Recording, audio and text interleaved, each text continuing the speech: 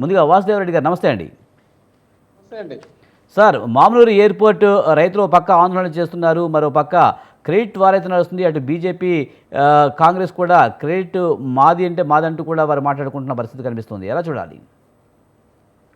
ముందుగా ప్యానెల్లో ఉన్న సోదరులకు, మీకు ప్రేక్షకులు అందరికి కూడా గుడ్ ఈవినింగ్ అండి. ఇవాళ వరంగల్ మామ్నూరు ఎయిర్పోర్టు దశాబ్దాల నిరీక్షణ తర్వాత పునరుద్ధరణకు నోచుకోవడం నిజంగా సంతోషకరమైన విషయం అండి.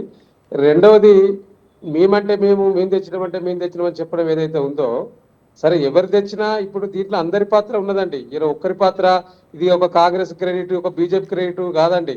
దీంట్లో గతంలో కూడా బీఆర్ఎస్ పార్టీగా మేము ప్రభుత్వంలో ఉన్నప్పుడు మా ముఖ్యమంత్రి గారు అనేక సందర్భాల్లో ఢిల్లీకి వెళ్ళి అక్కడ సెంట్రల్ కేంద్ర మంత్రులను కలిసి విన్నపించి, ఎందుకంటే అప్పుడు ఒక వామనూరు ఎయిర్పోర్ట్ గురించి కాదండి, రాష్ట్రంలో దాదాపుగా 6 ఎయిర్పోర్ట్లు నిర్మాణం చేయాలని చెప్పి కొత్తలో ప్రభుత్వంలోకి వచ్చినప్పుడు ఒక ప్రతినిధి బృందం పోయి సెంట్రల్ మినిస్టర్ని కూడా కలవడం జరిగింది, ప్రధానమంత్రి కూడా కోరడం జరిగింది.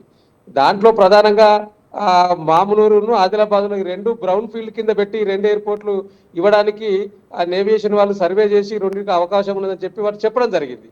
సో అప్పటి నుంచి కూడా మేము ఒత్తిడి తీసుకొచ్చినాం. ఆ తర్వాత కొన్ని రాజకీయ పరిణామాల వల్ల రాష్ట్ర ముఖ్యమంత్రి గారు సో దేశవ్యాప్తంగా పోవాలి, బీఆర్ఎస్ స్థాపించి ఆ పార్టీ మార్చి మహారాష్ట్రలో మిగతా రాష్ట్రాల్లో కూడా పోటీ చేయాలనుకున్నప్పుడు సరే కేంద్రం కూడా కొంత ఈ కేసీఆర్ గారిని తెలంగాణకే పరిమితం చేయాలని ఒక ఆలోచన చేసి ఇచ్చిన ఈ డిమాండ్స్ ఏవి కూడా గతంలో మేము ఒక తెలంగాణ రాష్ట్ర ప్రభుత్వంగా రాష్ట్రానికి రావాల్సిన విషయాల పట్ల ఎప్పుడు కూడా అడిగినా కూడా తాత్పర్యం చేస్తూ దాన్ని విస్మరించిన నాయకులు కేంద్ర ప్రభుత్వంలో ఉన్న నాయకులు.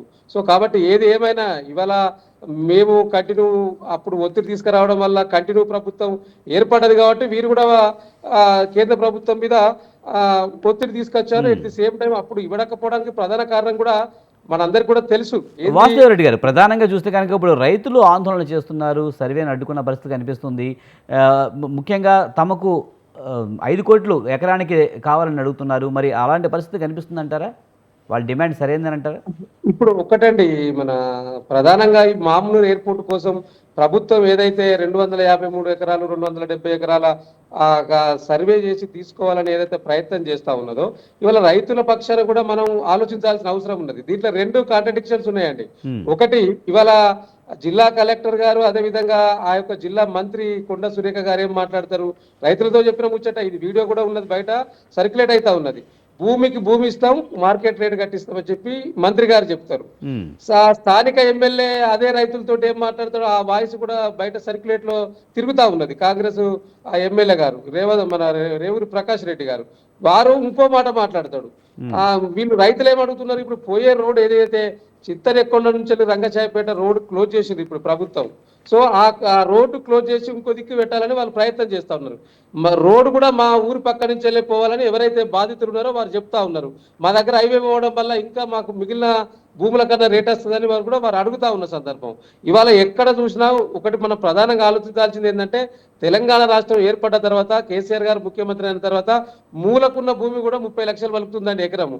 అట్లాంటిది ఇవాళ మామనూరు లాంటి ప్రాంతంలో గజానికి 30-40 వేల రేటు ఉంది, మార్కెట్ రేటు. సో తప్పకుండా రైతులు అడుగుతారు, డెఫినెట్గా మార్కెట్ రేటే ఆ విధంగా ఉంది. ఇలా మేము మార్కెట్ రేట్ కంటే తక్కువ ఇచ్చి మేము రోడ్న పడతాం కదా అని చెప్పడంలో దాంట్లో తప్పులేదనిపిస్తూ ఉన్నది. రెండవది ఏంటి అంటే, ఇలా మాకు ఏమిస్తారు, ఇలా మార్కెట్ రేటుతో పాటు అదేవిధంగా భూమికి భూమి ఇవ్వడంతో పాటు రేపు అక్కడైనా మాకు కాంట్రాక్ట్ బేసిక్లా, అవుట్ సోర్సింగ్ బేసిక్లా ఆ ఎయిర్పోర్టు పరిసర ప్రాంతాల్లో మాకు ఏమైనా జాబులు ఇస్తారా లేదని ఇవన్నిటి కూడా ప్రజల్లో అనేక సందేహాలు ఉన్నాయి. ఇవాళ మేము ఒకటే ఈ రాష్ట్ర ప్రభుత్వాన్ని డిమాండ్ చేస్తున్నాం. ఇవాళ మీరు ఒక ప్రత్యేకంగా అక్కడ ఉన్న రైతులందరితో ఒక సమావేశం కండి. ఊరికనే పోయి సర్వే పంపిస్తే ఇది మళ్ళొక లగచర లెక్క అవుతుంది. అట్లా కాకుండా మీరు అక్కడ ఉన్న రైతులు ఎవరెవరి భూమి పోతుందో తెలుసుకున్న తర్వాత వారితో సమావేశం పెట్టి సయోధ్య కుదుర్చుకున్న తర్వాత మీరు ముందుకు పోతే అది సవ్యంగా జరుగుతుంది. ఇట్లా కాకుండా మీరు సర్వే చేస్తున్న వరకు రైతులలో ఒక ఆందోళన అవుతుంది. అయ్యో మా భూమి పోతుందో, వారికి ఏం రేటు ఇస్తారో ఇయ్యరో, ఏమవుతుందో ఏమో అనేది ఒక ఆందోళన జనరల్గానే కలుగుతుంది. కాబట్టి అట్లా కలగకుండా రైతులందరికీ కూడా చైతన్యపరిచి ఇగో మీరు తీసుకుంటే ఇదని ఒక రాష్ట్ర ముఖ్యమంత్రి చేత ఒక ప్రకటన ఇప్పించండి. ఎమ్మెల్యే ఒక మాట మాట్లాడతారు, మంత్రి ఒక మాట మాట్లాడతారు, అధికారులు ఇంకో మాట. ఇవన్నీ కన్ఫ్యూజ్ అవుతా ఉన్నది కాబట్టి వీళ్ళ గొడవలు అవుతా ఉన్నాయి అక్కడ. ఇలా భూముల సర్వేకి పోతే రైతులందరూ కూడా తిరస్కరిస్తున్నది ఎందుకు? మాకు మార్కెట్ రేట్ 5 కోట్లు ఉన్నది, 5 కోట్లు ఇస్తానంటే మేము ఆలోచిస్తాం అనే విషయంగా వాళ్ళు ఆలోచిస్తా ఉన్నారు. మరి మార్కెట్ రేట్ ఇస్తారా, లేకపోతే రైతులకు ఇంకో విధమైన వాళ్ళకు ఆ భూమి కింద ఇంకేదన్నా వారికి చెల్లిస్తారా అనే విషయాలన్నీ కూడా ఇలా తేల్చుకోవాల్సిన అవసరం ఈ రాష్ట్ర ప్రభుత్వం మీద, రాష్ట్ర అధికారుల మీద ఉంది. కాబట్టి ఆ దిశగా రైతులను పిలుచుకొని మాట్లాడితే బాగుంటుంది అనేది మా యొక్క అభిప్రాయం. రెండవది, ఇవాళ మేము ప్రధానంగా ఈ రాష్ట్ర ప్రభుత్వాన్ని కోరుతున్నాం, మళ్ళీ ఏదో చిన్న స్థాయిలో మీరు 253 ఎకరాలు సేకరించిన తర్వాత కూడా దాన్ని ఏదో జాతీయ కాకుండా అంతర్జాతీయ ఎయిర్పోర్ట్గా తీర్చిదిద్దడానికి మీరు ప్రయత్నం చేయండి. తప్పకుండా రైతులు సహకరిస్తారు. అక్కడ ఉన్న వరంగల్, నేను కూడా వరంగల్ వాసి బిడ్డగా చెప్తా ఉన్నాను, నేను కూడా ఆ యొక్క హన్మకొండ ప్రాంతాల్లో ఉన్న వాసిగా చెప్తా ఉన్నాను. సో డెఫినెట్ గా రైతుల యొక్క రైట్. డౌట్స్ ఏవైతే ఉన్నాయో వాటిని క్లియర్ చేయాల్సిన బాధ్యత మాత్రం ఈ రాష్ట్ర ప్రభుత్వం మీద ఉన్నది. ఒక్కొక్కరు ఒక మాట మాట్లాడకుండా ఇలా రాష్ట్ర ప్రభుత్వంలో పనితీరు వ్యవహారంలో ఈ రాష్ట్ర మంత్రులు అదే విధంగా ఉన్నారు. ఇలా ఒక మంచి ఎయిర్పోర్ట్ అక్కడికి వచ్చిన సందర్భంలో కూడా ఒక్కొక్కరు ఒక్కొక్క మాట్లాడితే ఇది సరైంది కాదు. సో కాబట్టి ఆ దిశగా ఇక్కడ ఉన్న రాష్ట్రంలో ఉన్న పెద్దలు, మంత్రులు, అదేవిధంగా రాష్ట్ర ముఖ్యమంత్రి గారు ప్రత్యేక శ్రద్ధ తీసుకుంటారని చెప్పారు. కాబట్టి అక్కడ ఇన్ఛార్జి మంత్రి తోలి అక్కడ అందరితో కలిసి మాట్లాడితే బాగుంటుంది. ఎందుకంటే అక్కడ ఏం